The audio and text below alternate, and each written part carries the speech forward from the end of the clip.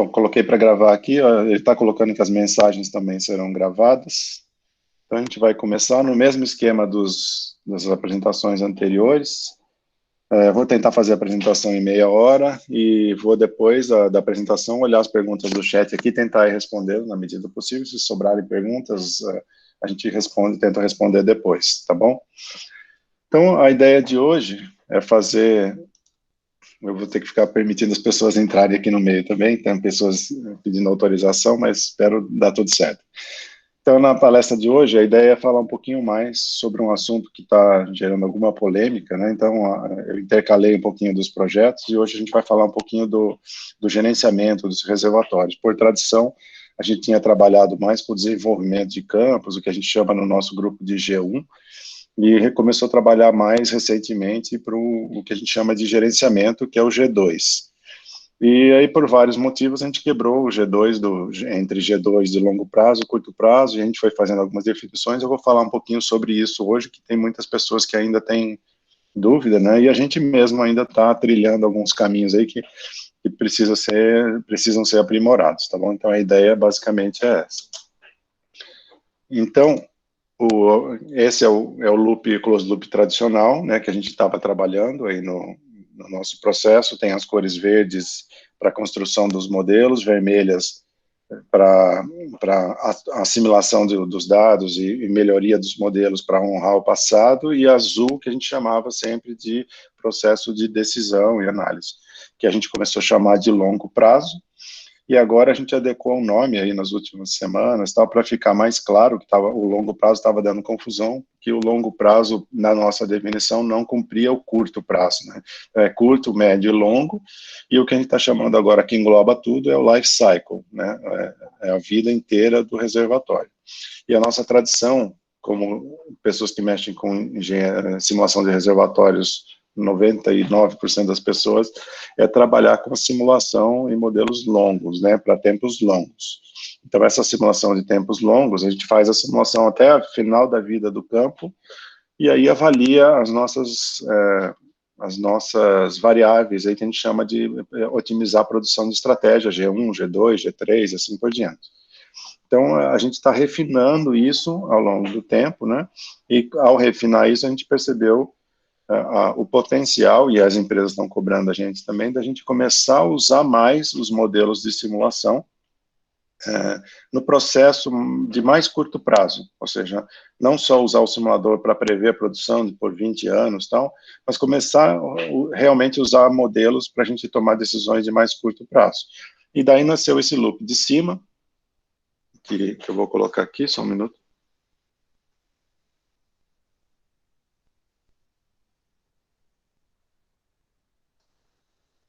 Nasceu esse loop de cima, eu não vou conseguir aqui porque eu estou com outro PowerPoint, mas que é o loop preto, onde a gente começou a chamar de curto prazo, que é o short term, onde a gente tem algumas ideias que vão ser desenvolvidas no Unicim. A gente não tem trabalhado muito nisso atualmente, né? Mas a gente tem algumas ideias de começar a implantar decisões de mais curto prazo, desde usar modelos para isso, até usar outras ferramentas como dados. Então, hoje, na palestra de hoje, eu vou falar um pouco mais sobre essa parte aqui, que é a parte de decisão e qual a diferença do azul para o preto aqui no nosso circuito. Então, o azul é o life cycle e o preto é o short term. Então, o que a gente fez nesse sentido recentemente? Eu estou listando algumas das coisas que a gente está fazendo nesse sentido, né? Então, a gente começou a detalhar um pouco mais a parte preta, chamamos a parte azul está errado, desculpa aí, é life cycle, não file cycle. O G2 foi traduzido em G2L e G2S, e agora, a semana passada, em conversa com o André, que vai até apresentar um slide aqui, a gente, ao definir o G2S como um prazo de curto, que a gente está chamando no nosso padrão aqui de 1 a 6 meses, existe a necessidade também de diferenciar para o tempo real, que é o que as empresas estão precisando para campos digitais. Então, a gente está chamando aí de G2RT, né, de real time. Isso daqui a gente não vai trabalhar no Ensino agora, mas a gente só está colocando a nomenclatura para explicar para as empresas que o nosso, por enquanto, não é real time, né? A gente não está trabalhando com isso. Então, a gente não está preparado no Ensino hoje para ir direto para digitalização, para análise de curtíssimo prazo, de segundos, horas. A gente vai primeiro trabalhar no G2S, verificar a utilidade dos modelos para isso, e depois, isso sendo bem sucedido, a gente tem a possibilidade de intercalar para o G2RT. Tá? Então, a gente está colocando, então, até, não é um novo foco, é um foco adicional, o short term. A gente definiu aí o life cycle, long term, short term e real time, que são coisas diferentes, para a gente tentar diferenciar nossos objetivos. E para ter uma boa curto prazo, a gente está tomando algumas ações, né? Entre elas é fazer uma transição melhor entre o passado e o futuro, né, que está aqui, fazer uma integração com análise de dados, que é uma das coisas que a gente está vendo em alguns projetos. A gente vai intensificar a integração com a sistema de produção, que é importante para esses casos. Não sei se vai dar para explicar hoje, a gente viu a palestra do João aí, mas nessa transição passado-futuro de curto prazo, a integração com o sistema de produção passa a ser mais importante. Não sei se dá para dar os detalhes hoje, mas aos poucos a gente vai pegando esses detalhes, né? E a gente está, aos poucos, reduzindo aí o ciclo do que a gente está trabalhando no Unicim. Então, o que a gente trabalhava para a vida inteira, agora a gente vai começar a trabalhar com ciclos mais longos, né? E a gente vai tentar preparar ao longo dos próximos meses e anos aí um guia para como a gente tratar essas coisas de forma diferente e como usar modelos para isso, tá? Ao mesmo tempo, a gente está tentando criar algumas qualidades de modelos para a gente usar o que a gente chama na nossa caixinha verde de fit for purpose models, ou seja, eu quero usar os modelos corretos para cada uma dessas coisas. E, às vezes, o modelo para curto prazo e longo prazo podem ser diferentes, como provavelmente vão ser, e a gente vai mostrar ao longo da nossa pesquisa, tá? Então, eu vou passar a palavra para o André, que a gente fez uma simplificação aqui nesse coisa, porque o André trabalha aí com a área de controle, ele está nos ajudando a diferenciar aí o short term e o controle. Então, André, se você puder explicar um pouco. Aqui a gente está simplificando, eu traduzi toda a parte verde numa caixinha, toda a parte vermelha numa caixinha, simplifiquei a parte azul e estamos detalhando a parte preta, tá? E o André talvez possa explicar um pouquinho melhor aí qual que é a ideia. Tá. Obrigado, Denis. Um bom dia para todo mundo, né? Antes de eu entrar direto na figura, para explicar um pouquinho a visão que a gente tem, queria só falar um pouquinho de uma visão geral, né? Por que a gente trabalha nessa questão? Então, a gente tem cada vez maior, uma quantidade maior de elementos de medida, cada vez mais uma quantidade maior de elementos de atuação. Então, medidas, por exemplo, a gente está procurando como integrar a sísmica na construção dos modelos, ou atuação em válvulas inteligentes. Porque, enfim, no fim das contas, quando a gente vai fazer o loop de decisão, esses se tornam elementos críticos, né? Então, o ciclo a gente sempre vai dividir entre uma coleta de dados e como é que a gente consegue inserir esses dados no nosso processo, a decisão, enfim, então todo o processo de como é que a gente usa esses dados para, eventualmente, então, colocar para as atuações propriamente ditas. Se a gente for colocar isso aí numa nomenclatura bastante usual de controle, então seria uma parte de sensores, em que a gente obtém as informações, os controladores, que são, de fato, quem pega esses sensores e traduz no que vai ser feito, e os atuadores, que, de fato, implementam a solução. Então, como o professor disse, o Denis disse, a gente está cada vez mais querendo construir um campo digital completo. Então, nesse caso, a gente precisa olhar para todas as operações que estão envolvidas. Mas se a gente for pensar, é rápido perceber que se a gente não construir uma estrutura adequada para tratar esse problema, sob a ótica de otimização, isso aqui vai ficar com uma complexidade completamente intratável. Então, a gente trabalhar em todos os aspectos simultaneamente. Então, uma alternativa que é bastante usual, enfim, que tem um bom compromisso entre complexidade e qualidade, é o que a gente chama de otimização multinível, onde cada um dos níveis é dividido pela sua escala de tempo. E as decisões são tomadas numa frequência que é compatível com a escala de tempo desse nível correspondente. Então, pegar dois exemplos, provavelmente os extremos, né, o superior e o inferior dessa hierarquia, a gente pode ter um nível superior de decisão em escala de tempos de meses, escala de tempos até de anos, que envolve o planejamento da capacidade. Então, seleção de tecnologia, disponibilidade de equipamento, disponibilidade de serviços. Então, isso aí a gente estaria trabalhando questões de meses ou anos numa questão maior de planejamento. Se a gente chegar no nível mais baixo possível, então a gente poderia estar na questão de controle regulatório mesmo. Então, em escalas de segundos, milissegundos, mas enfim, em geral segundos, que envolve a atuação direta sobre a abertura de válvulas e a velocidade de bombas. Só que nesse caso a gente tem que ter dois aspectos que são bastante importantes, né? O primeiro de todos é a gente perceber que quanto mais a gente desce o nível, ou seja, conforme a escala de tempo cada vez se torna menor, é mais importante que as nossas decisões sejam completamente automáticas. Então, enquanto a parte de decisão ainda a gente pode ter algum envolvimento pessoal, manual, na parte de regulação não tem como, né? Ninguém vai conseguir controlar em milissegundos ou em segundos as voltas. Mas o mais importante para a gente é que em cada nível de decisão, vai trocar um pouco de informação com os níveis vizinhos, sobre os elementos que são importantes naquela escala de tempo.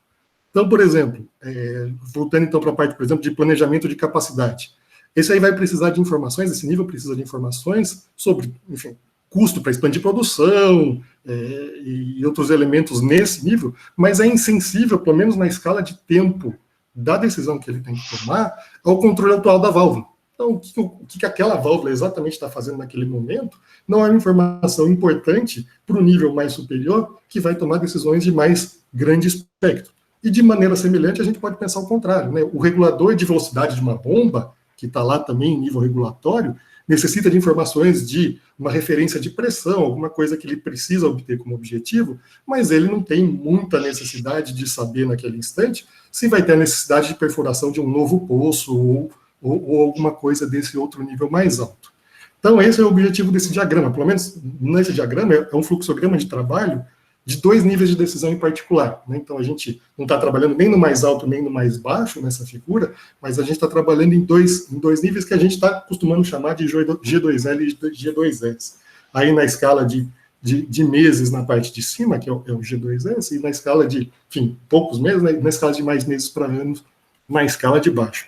Então, tentando manter isso em mente, né, a gente tem aí na figura central aí o que seria a nossa referência, que seria o reservatório de verdade, então todo o sistema, de fato, não é só o reservatório, mas todo o sistema completo, com algumas informações, enfim, cuja dinâmica a gente, em geral, não conhece, né? Então, os estados internos, pressões, saturações de cada um dos pontos no tempo e no espaço, a gente não conhece. O que a gente consegue? A gente consegue fazer medidas, que são o que os sensores vão obter, então medidas de produção, medidas de injeção e até medidas aí sísmicas de imagens, que a gente consegue tirar, então, seja no espaço, seja no tempo, e obviamente essa medida para a gente não chega de uma maneira precisa, mas ela tem o que a gente chama então de ruídos de medidas, né? Então, que inclui aí essas questões. E agora a gente abre nessas duas escalas de tempo que a gente está trabalhando, então a escala de tempo inferior, né, que é a padrão, que a gente está mais acostumado, que é aquela figura anterior, que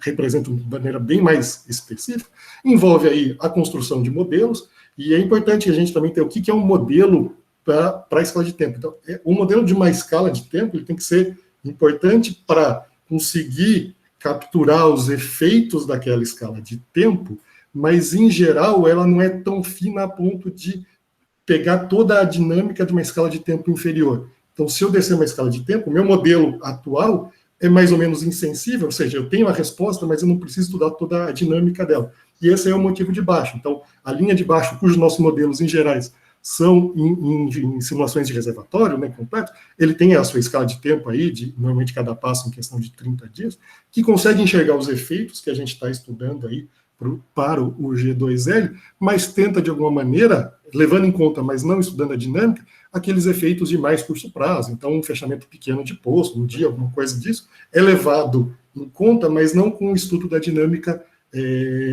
com detalhes. Então, a gente tem, então, de volta aí no ciclo de baixo, a construção de modelos, a assimilação de dados para que os modelos sejam representativos, e a gente entra, então, na linha azul, na definição da estratégia de produção, que leva em conta, então aí tem uma entrada que a gente chama de Life Cycle Objectives and Constraints, que são objetivos e as restrições desse ciclo de baixo, que provavelmente vêm de um ciclo superior.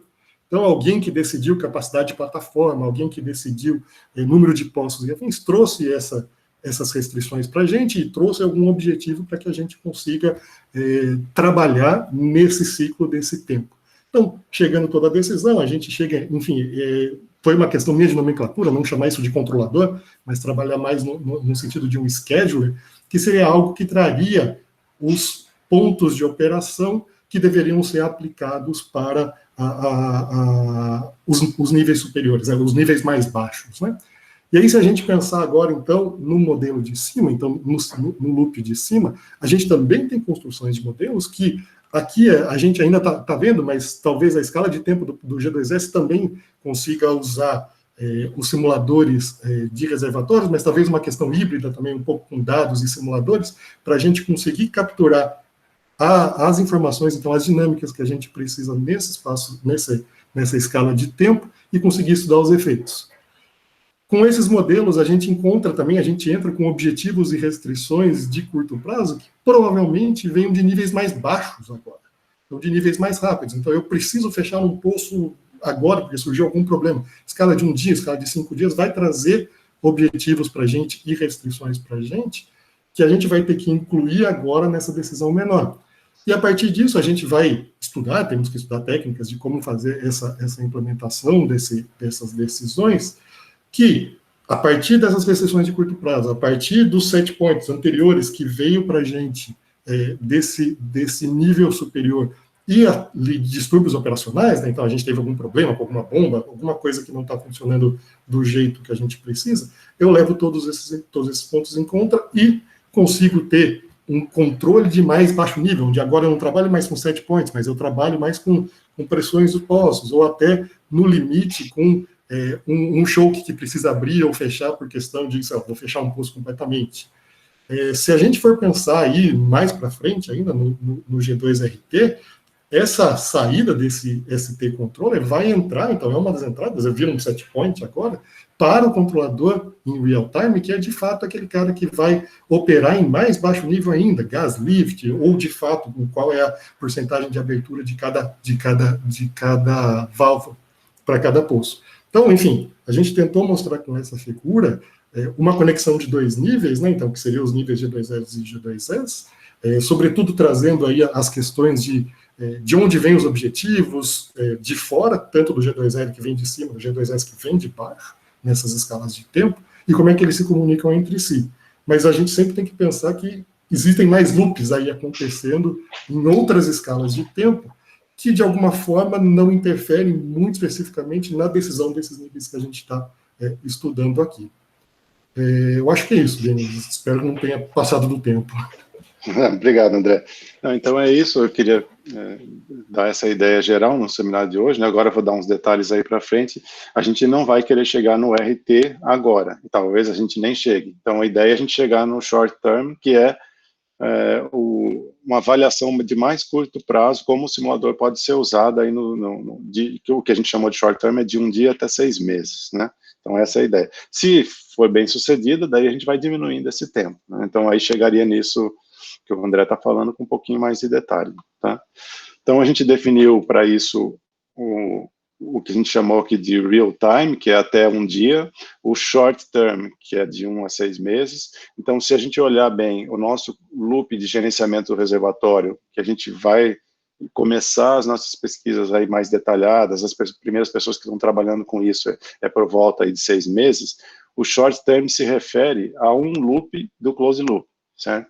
Então, se a gente faz um loop do close loop, como é que o curto prazo pode atuar naquilo que o prazo inteiro, né, dos 6 meses ali, a gente vem com uma regra de controle, que o André chamou de scheduler aí no dele, e a gente vai corrigir isso no curto prazo, né?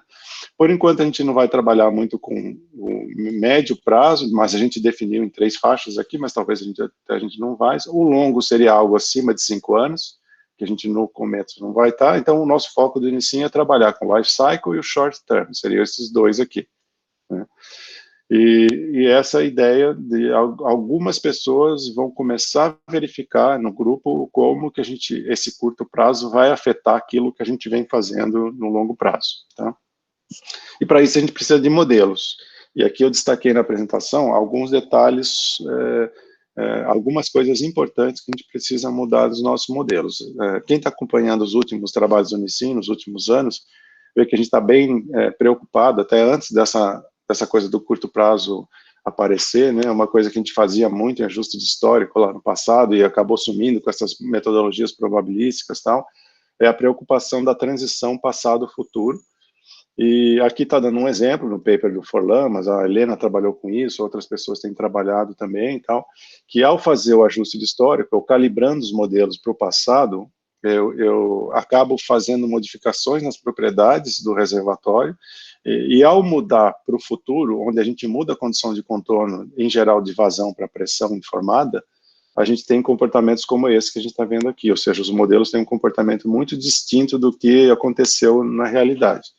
Então, a gente tem feito algumas mudanças no nosso processo de simulação de dados para reduzir. Então, olha que esse cinza aqui é o desajustado, o laranja aqui é o ajustado, mas mesmo o nosso modelo ajustado aqui pelo Forlan tem uma variabilidade de previsão aqui muito grande. Para longo prazo, esse efeito não é tão grande, porque as coisas vão se acomodar ali para frente. Então, se eu tiver uma vazão muito grande aqui, a própria pressão vai se acomodar para a forma que essa vazão vai diminuindo, então, aos poucos, ela vai se balanceando. Então, para um life cycle, que é anos para frente, esse errinho aqui vai acabar sendo menos relevante. Mas, para um curto prazo, isso daqui é fundamental, é muito importante. Então, a gente tem que aprender a fazer uma transição melhor, passado-futuro, e vocês provavelmente vão ver nas palestras do Nissin no futuro, algumas pessoas que estão trabalhando com a simulação de dados. Quem está focado nisso agora bem é o Vinícius, né? Depois a gente vai ter outras pessoas para focar nessa transição passado-futuro. A outra coisa que a gente tem que aprender a fazer é saber como é que a gente faz a previsão baseado nos dados passados, né? E para isso a gente vai usar um pouco de dados, algumas coisas assim. Eu tirei as unidades aqui, coloquei essas coisas pretas aqui, porque isso aqui é um campo real, tá? Então eu não quis informar os dados reais. O Vinícius preparou esse gráfico aqui. Aqui eu estou mostrando para vocês como é que é o comportamento de um campo real. A gente está, inclusive, copiando algum desses comportamentos para os nossos benchmarks, aí vocês vão ver em breve. Mas aqui, por exemplo, ele está mostrando a parte de passado, certo? E eu preciso estimar como é que eu vou fazer a previsão. Para fazer a previsão, ou eu vou integrar com o sistema integrado de produção, como o João mostrou para vocês, aí eu vou estimar a pressão a partir dali, ou eu vou ter que estimar um BHP de previsão, como a gente fez naquele gráfico que eu mostrei no slide passado. E podem ver que aqui é meio confuso. Então, a gente está criando, tentando criar, aí no trabalho do Vinícius, uma regra para que todo mundo no Sim use a mesma regra. Então, a gente está pegando, na verdade, esses últimos time steps aqui, que eu estou mostrando aqui, que é onde representa bem o comportamento no final da vida, tentando estimar qual que é o real. Se vocês olharem aqui, eu tenho uma correlação entre a vazão e a pressão, né? Achando essa correlação entre vazão e pressão, eu consigo verificar, estimar nos últimos time steps aqui, porque olhem que tem certos momentos em que o poço estava fechado, então, quando o poço está operando integralmente, a pressão é um pouco menor, e eu vou estimar baseado nessa pressão. Então, a gente está criando uma metodologia no Nissin para fazer essa transição passado-futuro e para prever uma condição de operação no futuro mais realista com os dados passados, tá? Não precisa entender todos os detalhes aqui, aos poucos aí a gente vai apresentar isso para vocês. O João até fez aqui, a gente estava trabalhando isso com o João, uma correlação entre a pressão e a vazão aqui, a gente tem, eu tive que apagar as setas aqui para isso poder ser gravado e tal, baseado nessas ideias de integração e de previsão, de comportamento do poço, a gente vai tentar estimar essa pressão. Então, baseado nessa previsão, eu peguei esse gráfico também da apresentação do João, quem está mais por dentro da integração sabe que a vazão de operação e a pressão de operação é uma função do comportamento do reservatório e do comportamento do sistema de produção. A gente vai operar no ponto de equilíbrio entre os dois, certo? Então, o ideal é a gente trabalhar com integração do sistema de produção, mesmo que seja só para prever qual é essa pressão de operação, para a gente depois trabalhar só com a simulação. Mas aí a gente vai ter uma série de passos. Por exemplo, eu consigo estimar o comportamento futuro, e aí tem pessoal trabalhando com dados, isso, um projeto do professor Anderson, da Alessandra está envolvida e tal, a gente está chamando de previsão sem intervenção humana, né? Se eu vou projetar os dados só com o comportamento passado do futuro, se o operador fizer alguma coisa, como fechar uma válvula, abrir uma válvula, essas coisas, eu não tenho como adivinhar isso, né? Esse comportamento futuro é baseado aqui no que eu estou chamando aqui de... Ele vai depender do reservatório, vai depender do poço e vai depender do sistema de produção. Eu tenho como prever essa vazão de equilíbrio e fazer uma previsão futura. Para os modelos, que é o que a gente trabalha, a gente ainda tem várias coisas aqui, algumas que afetam a parte azul, por isso que eu coloquei aqui azul, então eu tenho as constraints, as limitações de capacidade de plataforma, capacidade de escoamento de poços, as coisas, tem uma lista de restrições que a gente vai obedecer, isso que o André chamou lá embaixo, também enfatizou que eu tenho restrições, e eu tenho uma série de regras que não são restrições, mas foram impostas pelo G2L, para gerenciar melhor o campo, né, que são os controles, que é o que a gente chama aqui de G2L. Então, até aí, a gente tem feito bastante no Nissin, é o que a gente faz há vários anos, aí, essa parte azul. Agora começa a entrar uma coisa de meio termo aqui, curto prazo, que é eu começar a ter paradas preventivas de teste, começar a ter rateamento de poços, paradas por poço, esse tipo de coisa. Esse tipo de problema, a gente normalmente, quando faz a simulação, não prevê. E se isso acontecer, como é que eu vou agir? Isso é realmente o curto prazo, né? Então, aí a gente vai começar a incorporar esse tipo de coisa nos nossos modelos. Já indo para a parte preta, a gente tem outras coisas que aí... problemas aleatórios aí de sistema de produção, poço que para de produzir por algum motivo, uma válvula que fecha, esse tipo de coisa, então a gente está, ou coisas incertas, como os meus modelos não estão prevendo chegar água e de repente chega água num poço, como é que eu vou reagir a esse tipo de coisa, né? Se os meus modelos não têm, eu não vou saber reagir, eu não tenho uma regra de longo prazo, mas a curto prazo eu tenho que fazer alguma coisa, né? Então, essa é um resumo das ações que a gente vai começar aos poucos mudar no grupo para começar a tentar usar esses modelos no mais curto prazo, começar a sair aqui da parte de azul, que a gente está, para essa parte preta. Só dando alguns exemplos, né, para terminando o prazo aqui, mas assim, o que é um controle, né? É isso que a gente também tem feito no Nissin, algumas pessoas estão fazendo de um jeito, de outro, mas a gente está até lançando um guia aí, estamos escrevendo um artigo sobre isso, como é que é o controle efetivo do campo e tal. Então, aqui eu coloquei alguns exemplos, por exemplo, vamos supor que eu tenho uma restrição física, eu vou precisar tomar uma ação, e como eu vou traduzir isso para o modelo que é o nosso keyword do arquivo de simulação, por exemplo. Então, se a minha restrição física é a vazão de gás máxima que chegou na plataforma, e eu não posso produzir mais gás do que aquilo, a plataforma não suporta. Eu vou ter que, por exemplo, uma ação que eu posso fazer é fechar uma válvula, ou fechar um poço, coisa do tipo, certo? Então, se para fechar uma válvula, o meu controle efetivo é a válvula ir para a posição fechada, aqui, posição 0, certo? Agora, como que isso vai ser traduzido para o simulador? Existem várias palavras-chave que a gente pode trabalhar no simulador através de uma válvula, mas basicamente eu vou ter que zerar o IP, ou zerar a produtividade, fazendo com que aquele poço não produza mais. Eu posso fechar o poço, por exemplo. Então, aqui eu tenho uma restrição, aqui eu tenho uma ação que eu vou fazer, e aqui eu como vou traduzir essa ação para o simulador.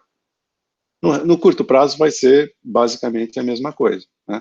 Aqui eu estou dando outros exemplos, tal, e aí tem regras de controle que vão ser agidas. Por exemplo, se eu chegar no limite do water cut econômico, que eu não quero que o poço produza mais de 0,95, eu vou fechar o poço. A mesma coisa, o meu controle efetivo é um choke, uma válvula, alguma coisa que vai ser fechado. E eu tenho que traduzir isso para um keyword do simulador. Cada simulador tem a sua, tá? O Emacs vai fechar de um jeito, o Eclipse de outro, tá? Mas a gente tem que traduzir isso. Então, a gente vai tentar ir criando um guia para ter essas regras de controle de longo prazo, essas restrições, né? Aí, como o André mostrou lá atrás, né? O que a gente tem chamado aqui de schedule são essas regras de controle de longo prazo, a gente vai setar até o final da vida do campo. E aí, a cada período de closed loop, a gente vai rever essas regras. Durante esse período desse loop do close, a gente vai poder mudar as regras se algo acontecer. Ou se a gente achar, em curto prazo, que esses objetivos aqui não foram alcançados, e em curto prazo eu posso ter um controle mais efetivo do que aquele que eu tinha estabelecido de longo prazo, né? Parece meio complexo, mas eu acho que aos poucos a gente vai colocando isso, né? Então, a base da mudança é isso daqui. né? Em vez de ter agora uma estratégia de produção, eu vou ter uma estratégia de controle que vem com regras e vai ser observada por uma estratégia de controle que pode ter alguns objetivos um pouco diferentes, e eu posso ter distúrbios aqui no meio, postos fechados, esse tipo de coisa, tal, que a gente vai saber agir. Então é isso que a gente vai começar a trabalhar aí no Unicim. Vou pular um pouco desse slide aqui, porque ele está repetido, e para conseguir terminar aqui no prazo. Então, quais são as ideias iniciais do curto prazo que a gente vai fazer, né? Primeiro, começar a entender um pouquinho de como os dados são usados para prever o futuro de curto prazo, porque é conhecido a literatura, isso daí a gente já sabe por ter lido e tal, que modelos são bons para longo prazo e dados são melhores para curto prazo, né? E o modelo não funciona muito bem por curto prazo, os modelos de simulação, né? E os dados não funcionam muito bem para longo prazo. Então, a gente vai tentar, primeiro, entender o que os dados conseguem fazer melhor do que os modelos para curto prazo. O nosso curto prazo, lembrando, é de 1 a 6 meses. E aí a gente vai tentar atuar de algumas formas. Ou seja, primeiro, como que eu posso melhorar com curto prazo as ações que eu vou fazer de longo prazo, certo? Essa é uma das atividades que a gente pode fazer, ou seja, eu tenho aquelas regras azuis de controle, eu vou estabelecer essa regra como operação para aquele loop, do closed loop, mas eu vou poder mudar essas regras através do curto prazo. Se isso for bem sucedido, a gente vai começar a sugerir esse tipo de coisa também para a empresa. Mas se eu deixar também só os dados sozinhos, pode ser ruins. Então, a gente vai testar também os nossos modelos e as suas incertezas, o nosso range de incertezas, para tentar condicionar os dados. Isso leva em conta isso que a gente falou aqui. Os dados são bons para prever algo sem intervenção humana, ou seja, eles vão prever o comportamento do reservatório se tudo continuar como estava antes. Se eu começar a atuar nesse tipo de coisa aqui, se eu chegar ao limite de plataforma, se eu resolver controlar por alguma coisa, os dados terão alguma dificuldade de fazer. Então, a gente vai também verificar como é que eu posso condicionar os dados a partir dos modelos, certo? E aqui a gente está chamando de modelos ou híbridos. Eu tenho modelos híbridos aqui, mas eu também não vou entrar muito em detalhe aqui como a gente vai fazer essa integração de modelos, os dados e híbridos, né? Coloquei aqui a integração com o sistema de produção. Desculpa o errinho aqui de inglês. Corrigido. Aí a gente, porque essa parte vai ser importante, porque essa transição passado-futuro, a gente vai ter que aprender a fazer, no mínimo, fazer uma análise do sistema de produção para saber se aquele previsão de futuro está compatível com o nosso sistema, né? Vai, então, aumentar a frequência de análise dos nossos modelos de decisão e diminuir o tempo do ciclo, né? Então, eu vou fazer cada vez mais frequente com ciclos cada vez menores.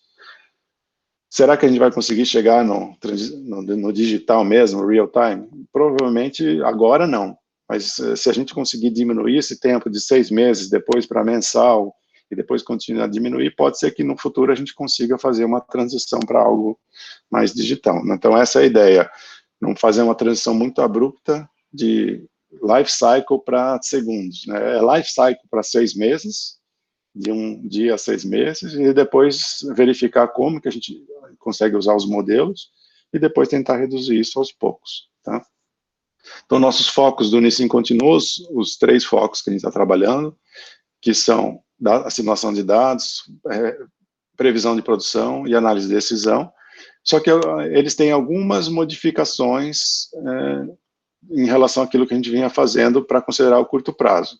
Então, primeira coisa, na simulação de dados, será que eu preciso fazer coisas diferentes?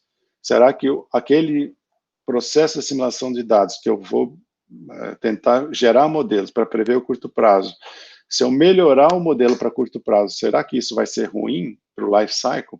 Provavelmente não, né? Então, talvez eu só adicione aqui objetivos. Eu não sei se eles são objetivos conflitantes, né? Mas, de qualquer forma, a gente vai testar isso. A gente não tem como responder isso hoje. Mas um dos objetivos é melhorar a qualidade dos modelos para curto prazo. Então, para previsão de produção, a gente está descendo também o curto prazo. Ou seja, eu não quero hoje como objetivo único de sim prever, como a gente mostra às vezes, a produção acumulada lá no final da vida do campo, ou o VPL final.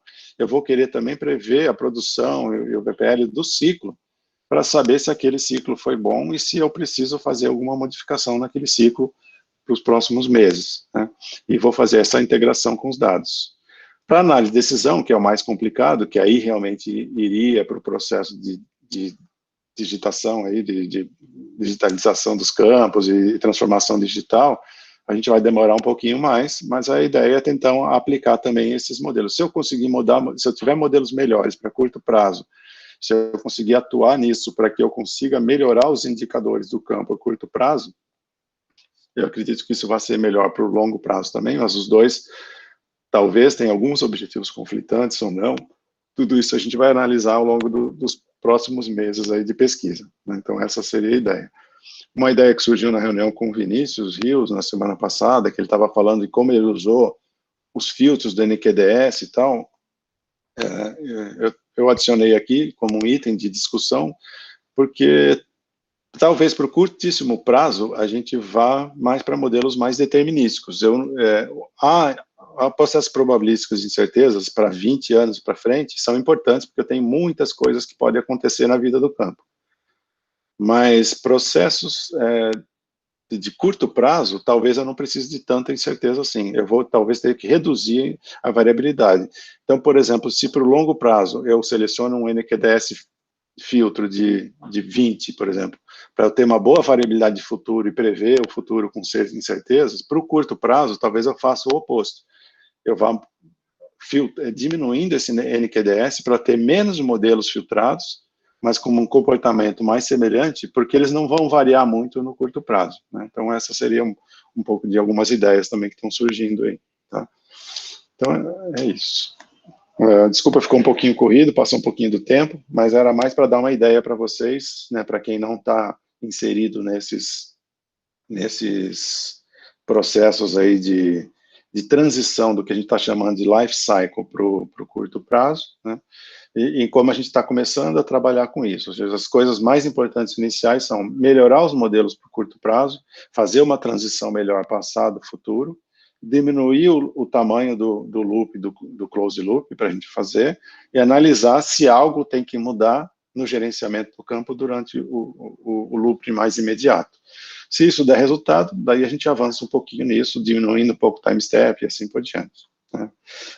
Então essa seria a ideia, né, que eu queria apresentar para vocês aí, como a gente diferencia o G2L, que é o life cycle, do G2S, que é o curto prazo de 1 a 6 meses aí do ciclo, né, e como, se um dia a gente chegar no G2RT aí, do real time, para a gente digitalização dos campos. Então, não sei se ficou corrido, se deu para dar uma ideia, mas se não, aos poucos a gente vai tentando detalhar melhor. Eu vi que acho que não tem nenhuma pergunta no chat aqui. Se quiserem fazer perguntas, aqui eu acho que tem uma do Gelton. Espera aí. O Gelton está perguntando se chegaram a concluir a quantidade de tempo ideal ou média dos time steps finais do histórico do BHP que tornará... Não, isso a gente está vendo ainda, Gelton, mas essa é uma questão complicada, que o Gelton está perguntando assim, quanto para trás a gente olha para prever o BHP do futuro, certo? Acho que essa é a pergunta básica. A princípio, a nossa tendência é usar pouco, porque o poço pode, se vocês olharem até no exemplo que a gente mostrou aqui, o poço pode ter um comportamento bem distinto, várias paradas de produção, como vocês estão vendo aqui. Nessas paradas de produção, a gente pode ter ações da empresa. Por exemplo, eu posso fazer limpeza no poço, eu posso fazer algumas intervenções no poço que muda a produtividade do poço. Então, se ao longo se a gente tem um histórico disso bem relatado, a gente vai saber se isso foi feito ou não. Mas se a gente não tem esse histórico bem relatado, que é o caso nosso aqui, a gente não tem um relatório da empresa do que foi feito em cada parada, essas coisas, a tendência é usar o último período, que é esse período aqui, certo? Então, a gente vai pegar, por exemplo, um período onde ele produziu a vazão máxima, que é isso daqui, e tentar verificar a pressão nessa daqui. Então, essa pressão aqui que ele chamou, que o Vinícius está usando aqui como um mês, ele está olhando um mês passado só, e a gente pegaria essa pressão para prever o futuro. Seria essa a ideia. Por quê? Porque aqui foi a máxima vazão que o poço está produzindo, e ele produziu a essa pressão. Então, como eu quero produzir o máximo possível de vazão, e essa pressão foi conseguida, eu vou tentar prever baseado nisso daqui. Pode ser que tenha alguma incerteza. Aqui talvez não deu para mostrar muito detalhe, mas aqui era o histórico, e aqui é o que a gente está chamando de validação. A gente tem o histórico desse campo até essa data, mas a gente quebrou o histórico em duas partes. A gente fez o histórico até aqui, que é o que a gente está chamando de histórico mesmo, e isso daqui que a gente está chamando de validação, não é bem uma previsão aqui, né? E se a gente estipulasse essa pressão aqui como a mínima, que foi o que a gente escolheu lá, pode ver que aqui está um pouquinho diferente. Ele operou aqui, mas na média ele está funcionando relativamente bem, né? Mas ele chegou a produzir, cerca de 100 dias depois, aqui eu acho, exatamente, ele chegou a produzir com uma pressão bem mais baixa. Certo? Então, significa que o poço teve capacidade de produzir com essa pressão mais baixa e produziu vazões maiores do que aquela. Como é que eu vou prever isso no simulador? É difícil. Se eu não integrar com o sistema de produção, eu não vou conseguir prever isso. Como é que os dados sozinhos vão prever isso? Se eu nunca cheguei a essa pressão baixa, como é que a gente vai prever que a gente vai chegar a uma pressão tão baixa? Então, esses são alguns dos desafios que a gente vai enfrentar aí pela frente. Até hoje, a gente não teve muito esse problema, porque ao estipular essa pressão média que a gente está fazendo, podem ver que o comportamento médio ao longo do próximo ano, aí, dos próximos meses, é razoável. Se eu estou com a pressão BHP um pouco acima, um pouco abaixo, eu vou produzir com a vazão um pouco acima, um pouco abaixo, na média, em longo prazo, eu vou acertar. Mas para o curto prazo, isso é um pouco mais complicado. Os desafios vão ser um pouco maiores. Eu tenho que tomar um pouco mais cuidado, porque se eu estou prevendo uma pressão média aqui, dessa daqui, eu nunca vou conseguir chegar a essa pressão aqui. Eu tenho que entender um pouquinho melhor o problema para conseguir chegar nesses detalhes, né? Mas, por enquanto, a gente está usando o tempo mais curto possível que consiga identificar essa pressão mínima com a vazão máxima produzida. Não sei se respondeu aí.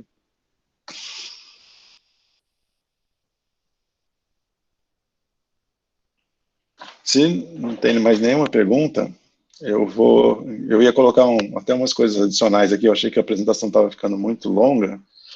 Eu queria fazer dois destaques aí importantes do que a gente está fazendo. O primeiro deles é sobre o on-time. Vários de vocês usam, e a gente até teve alguns problemas com o uso do on-time. Então, se vocês olharem um gráfico como esse gráfico aqui é o histórico, certo, de produção. Então, a gente mostra aqui a produção real do campo, como que ele está produzindo, que ele foi fechado, né? Então, o campo real, eu tenho vários problemas, como a gente está vendo aqui embaixo, ele tem vários problemas de fechamento de poço, ou até fechamento parcial de poço por algum motivo, que não ficou fechado o time step inteiro, mas parte dele.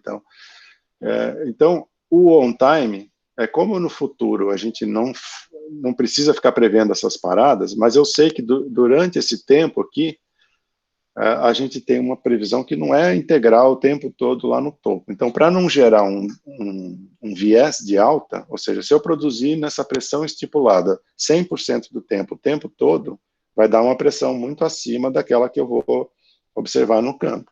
Então, o que a gente faz no simulador? Para não ter que ficar parando toda hora, a gente coloca um on-time, que diz, por exemplo, o poço ficou parado durante 90% do tempo. Então, eu vou produzir aquela pressão, eu vou verificar a vazão que aquela pressão dá, mas ele vai produzir 10% abaixo. Ou seja, é como se 10% do tempo eu tivesse essas paradas de poço, certo? Então, o on-time nunca deve ser usado para o passado, como a gente usou aí, algumas coisas que a gente está corrigindo no passado. Ele só deve ser usado para o futuro, e ele deve refletir um comportamento médio do campo para esse futuro. Tá? Então, cuidado aí com o time para quem está usando.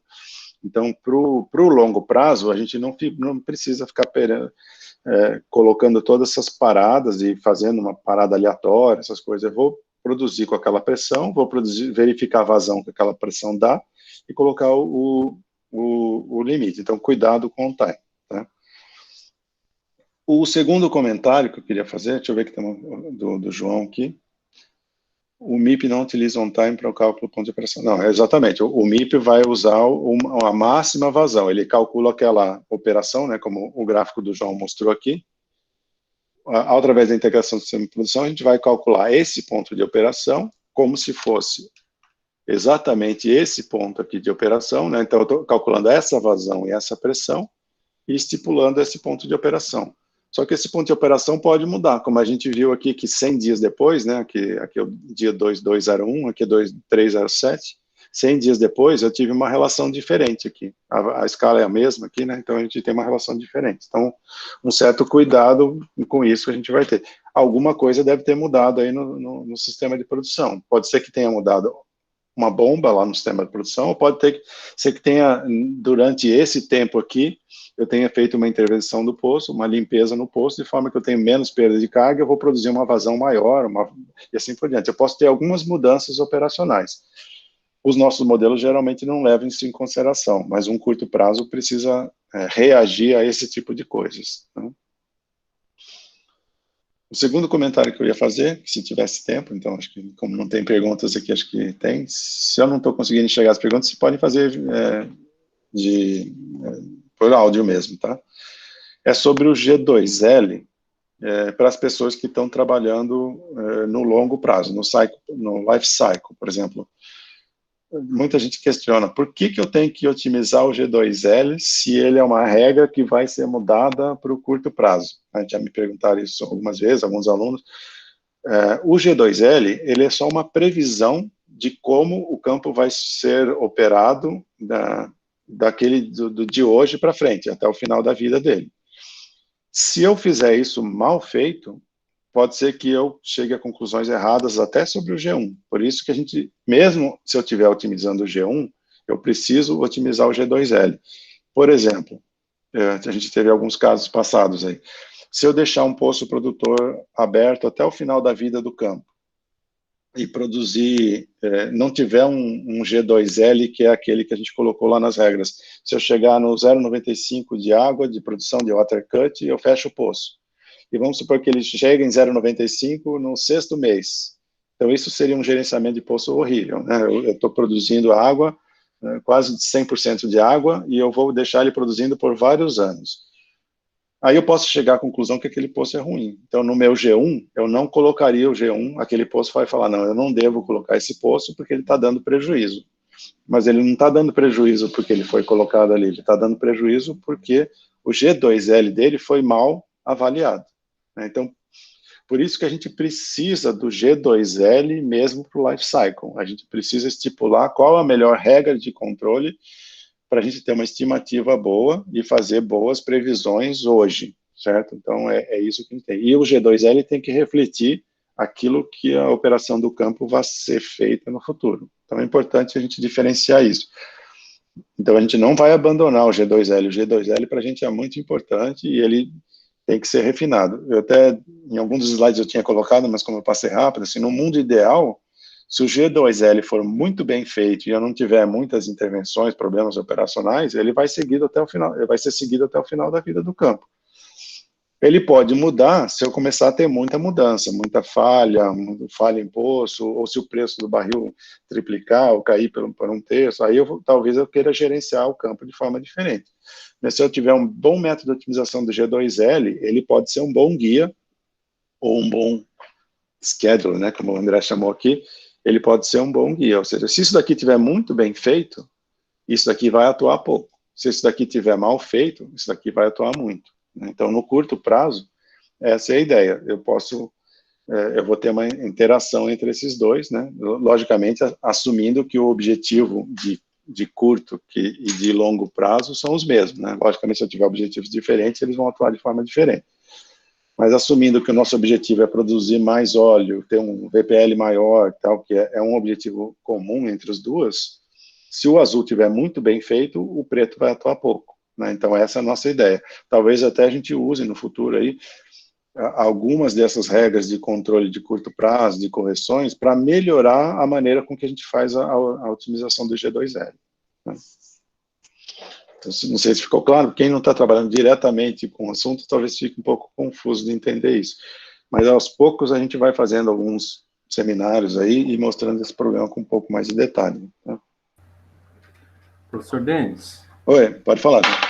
Eu só gostaria de trazer para essa apresentação esse ponto que o senhor acabou de tocar, que é a questão dos objetivos, porque é importante que o nosso grupo tenha em mente que as empresas elas não têm um objetivo único, porque as empresas são divididas em grupos, então, por exemplo, o pessoal que está na plataforma trabalhando com controle de curto prazo, o principal objetivo deles é maximizar a produção em curto prazo. E o pessoal de reservatório, que está olhando a longo prazo, eles têm uma visão um pouco diferente. Eles querem maximizar a produção do campo a longo prazo.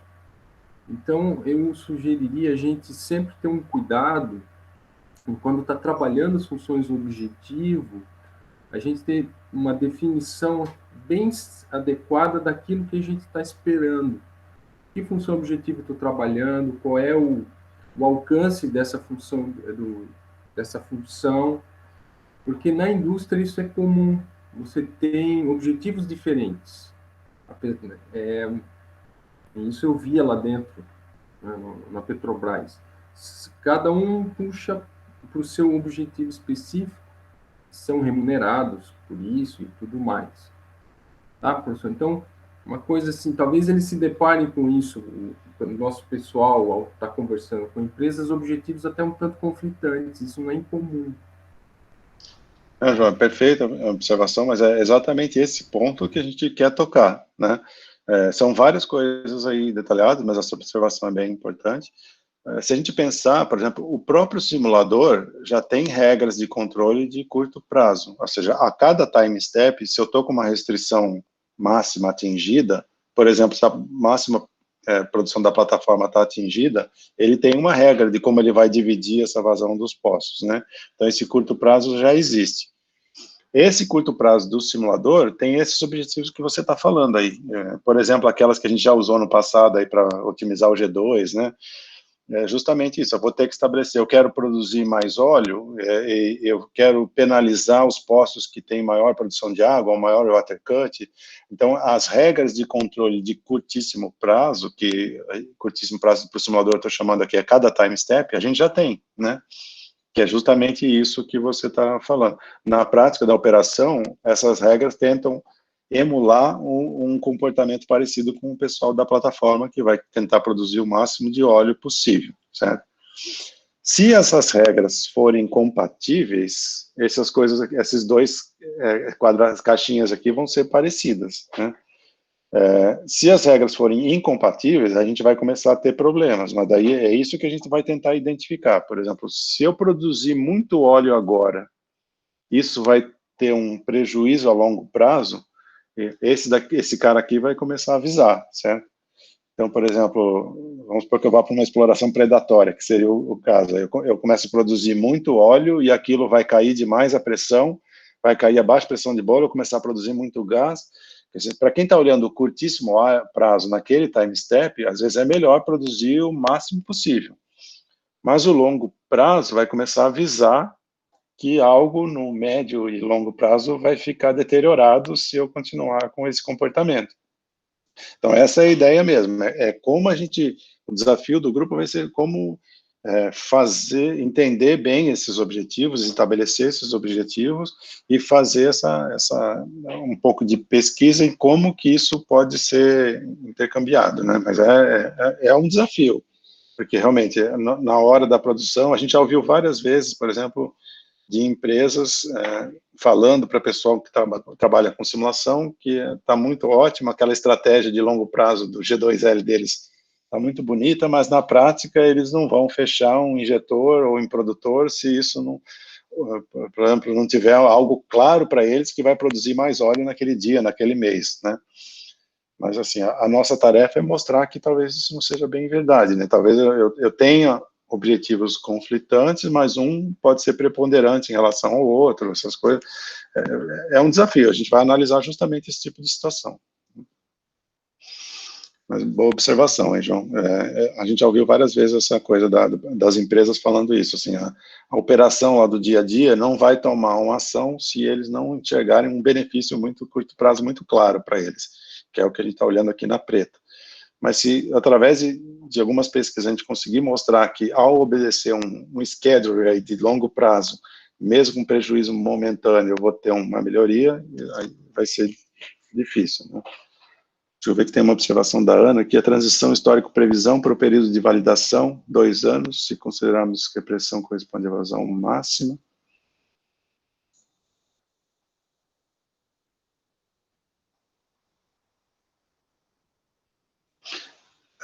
Ana, você quer fazer essa pergunta? Eu não entendi muito bem. Se puder fazer visualmente, o que você está falando que eu vou fazer a previsão? Pode falar. Por exemplo, você mostrou aí no exemplo do Vinícius que o P2, por exemplo, a gente estimaria o BHP da previsão para 1 mês.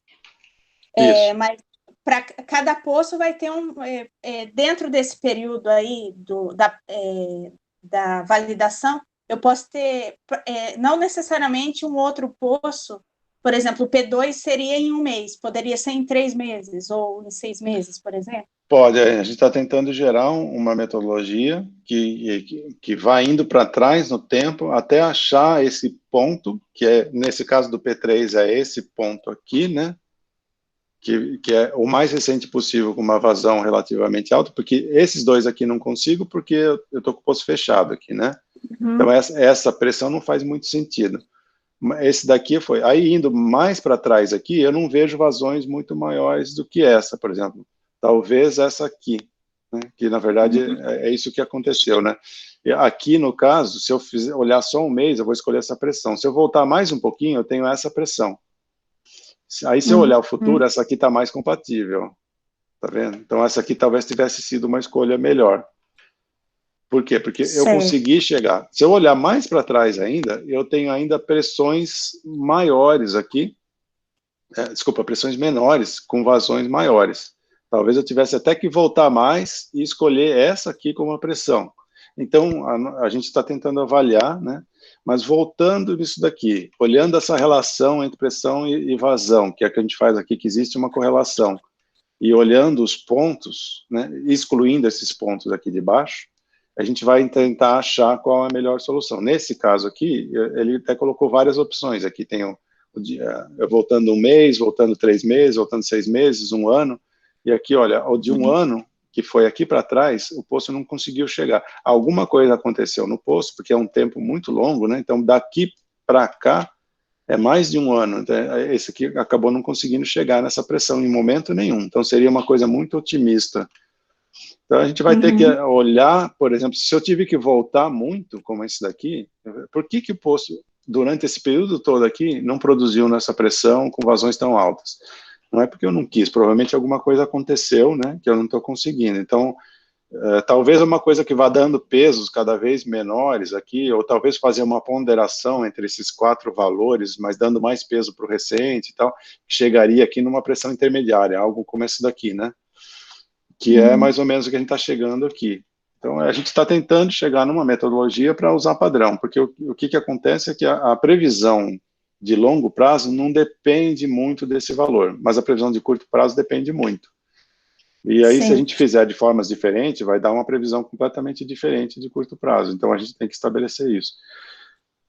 Talvez, uma coisa que a gente tem aqui seria que, realmente, para curto prazo, não tenha muita saída, a não ser integrar com o sistema de produção mesmo, né? Porque eu preciso realmente integrar para saber, naquele momento, qual que é a pressão de equilíbrio e a vazão de equilíbrio. E como a gente não integra o tempo todo, porque às vezes a gente não tem os dados do sistema de produção, aí não tem jeito, eu vou ter que fazer essa previsão, né?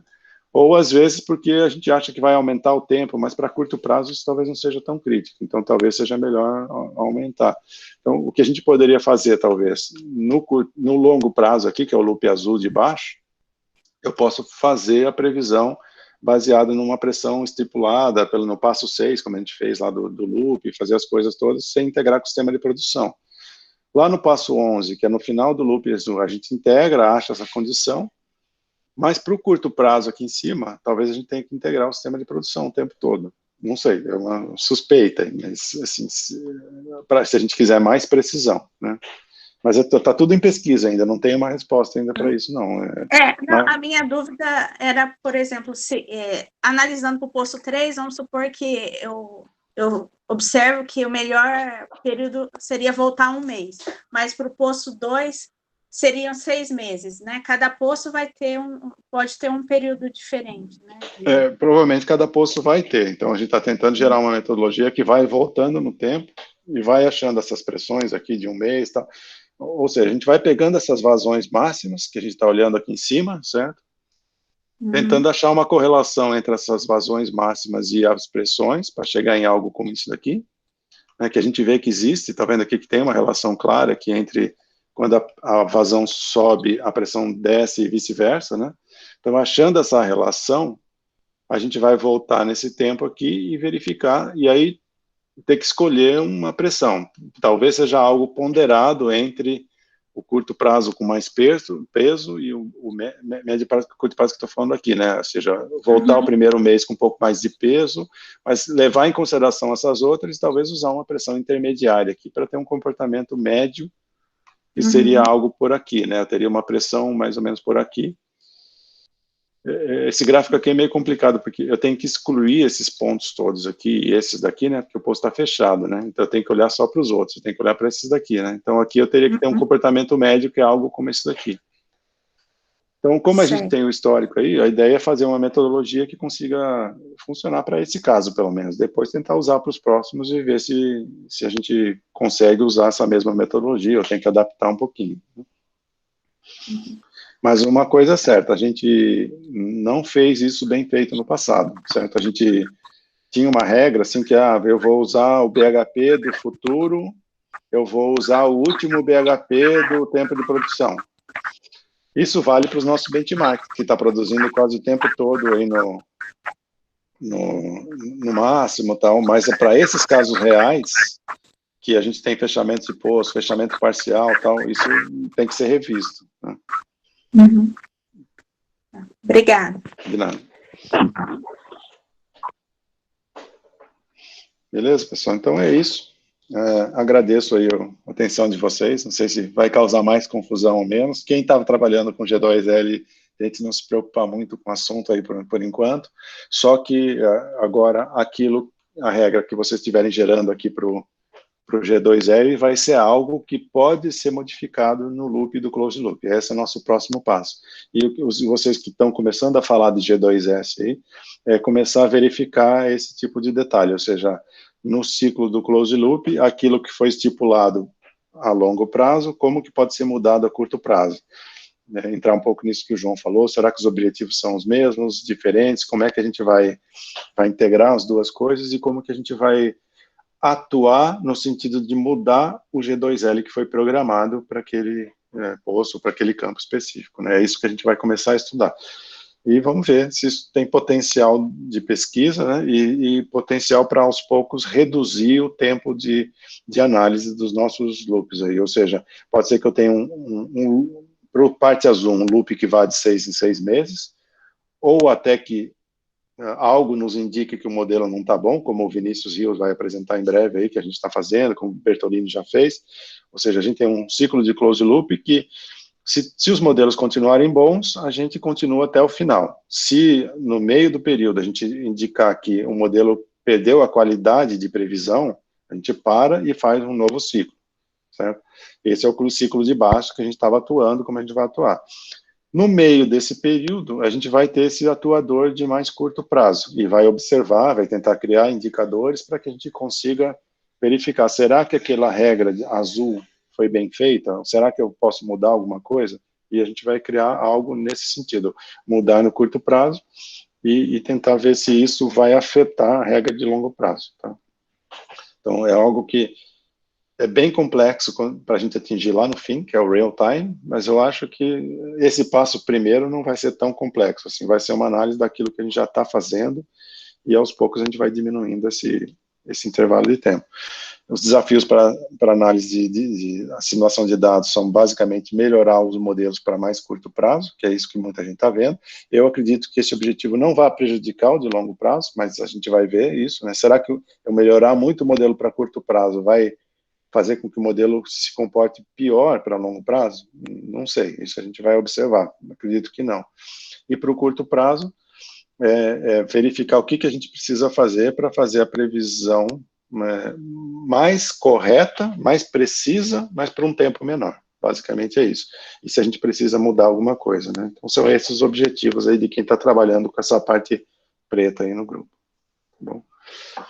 Então espero que tenha dado uma ideia, mas se não ficou claro, pode me mandar e-mail aos poucos, a gente volta a falar sobre os detalhes. Aí, obrigado, André, pela explicação aí do curto prazo. Quem sabe a gente consegue chegar no real time o mais rápido possível aí para as ideias de controle também começarem a ser inseridos aí no processo, tá bom? Um abraço a todos, então, pessoal. Qualquer coisa, me mandem e-mail aí até a semana que vem.